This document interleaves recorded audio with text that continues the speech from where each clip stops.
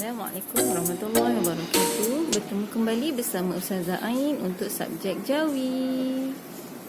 Okey, hari ini Ustazah akan sambung muka surat 17 untuk huruf Ain, Ghin, Nga, Kaf dan Ga.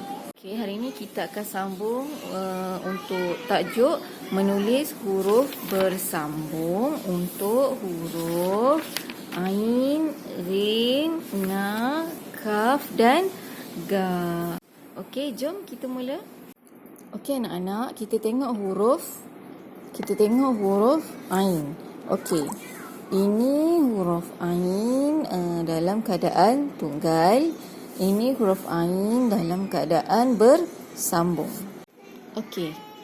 Kita tengok huruf Ain yang bersambung di awal. Di awal perkataan, okey, keadaan dia macam ni. Okey, contoh dia alam. Alam. Okey, Ain ni berada di awal perkataan, dia bersambung dengan huruf alif. Okey, keadaan dia, bentuk dia jadi macam ni bila dia bersambung. Okey, seterusnya huruf Ain duduk di tengah-tengah di dalam keadaan bersambung. Keadaan dia macam ni. Okey, yang ni ya. Ni bila Ain berada di tengah, bentuk dia macam ni. Okey, contoh dia maaf. Maaf. Okey, jadi mim, Ain, alif. Okey, Ain ada di tengah. Jadi keadaan dia macam ni. Seterusnya huruf Ain bersambung di akhir perkataan. Contohnya tasmi'. Tasmi'. Okey, huruf ya bersambung dengan huruf Ain. Keadaan dia macam ni.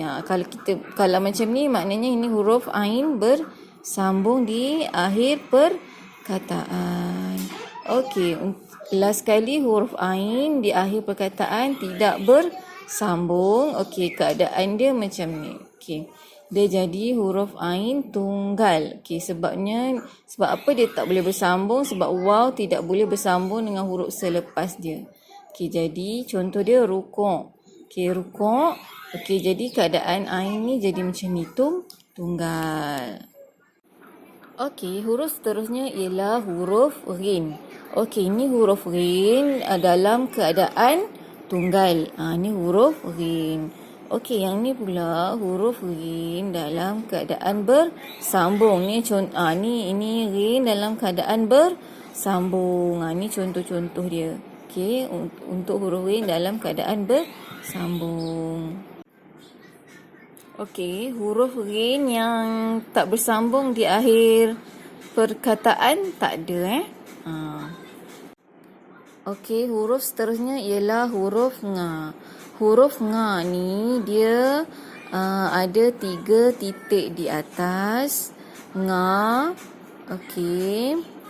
Kalau dalam bahasa Melayu, NGA. NGA, Nga. Okey. Nga. Okey, ini Nga dalam keadaan bersambung. Ni contoh dia, Nga dalam keadaan bersambung. Okey, kita tengok yang pertama.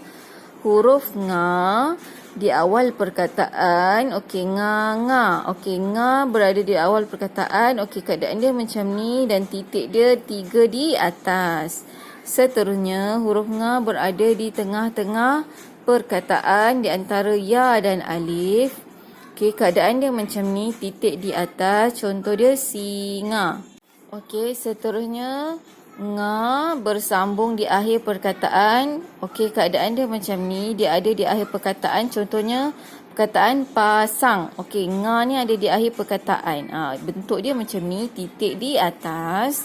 Seterusnya Nga di akhir perkataan yang tidak boleh bersambung. Contoh dia siang. Okey, alif tak boleh bersambung dengan Nga, jadi Nga jadi tunggal macam ni. Contoh siang. Macam ni bentuk dia. Okey, seterusnya huruf Kaf. Kaf. Okey, ini Kaf tunggal. Yang ni Kaf dalam bentuk dalam keadaan bersambung. Bila kita nak menulis keadaan bersambung, Kaf macam ni. Okey, ini contoh huruf Kaf di awal perkataan. Okey, kayu. Kayu. Okey, Kaf dia macam ni keadaan dia. Bila Kaf sama dengan alif, contoh dia. Keadaan Kaf macam ni. Okey, seterusnya huruf kaf berada di tengah perkataan. Contohnya tiket. Tiket. Okey, kaf berada di antara huruf ya.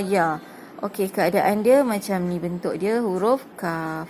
Seterusnya huruf kaf berada di akhir perkataan dan bersambung. Contohnya kek. Kek. Ya bersambung dengan huruf kaf. Okey, keadaan kaf macam ni. Seterusnya huruf kaf di akhir perkataan yang tidak bersambung. Contohnya macam ni, kaf ni. Okey, antara ra dengan kaf ni dia tak boleh bersambung. Okey, jadi kaf ni jadi tunggal. Okey, seterusnya huruf ga. Huruf ga, okey, dia keadaan dia macam ni. Ga, sebutan dia ga. Okey, ni ga keadaan tunggal, titik di atas. Dia macam kaf tadi, tapi yang ni ga, dia ada beza dia. Ga ni dia sama, bentuk dia kaf, tapi ada titik di atas, jadi nama dia ga. Okey, ni huruf ga dalam keadaan bersambung. Okey, kita tengok huruf ga di awal perkataan. Contoh garu, okey, ga bersama dengan alif. Garu, okey, macam ni keadaan dia. Kaf, ga bersama dengan alif, titik di atas, garu. Okey, seterusnya huruf ga berada di tengah perkataan negeri. Okey, di antara nun dengan ra. Okey, keadaan dia macam ni huruf ga. Seterusnya huruf ga dia akhir perkataan bersambung. Contohnya jag. Okey, ga dia bersambung. Okey, keadaan dia macam ni. Di akhir perkataan yang boleh bersambung dengan jim ni. Okey, keadaan dia macam ni. Contoh yang akhir perkataan ga ni tidak boleh bersambung dengan alif. Jadi keadaan dia macam ni, tunggal juga. Okey, anak-anak.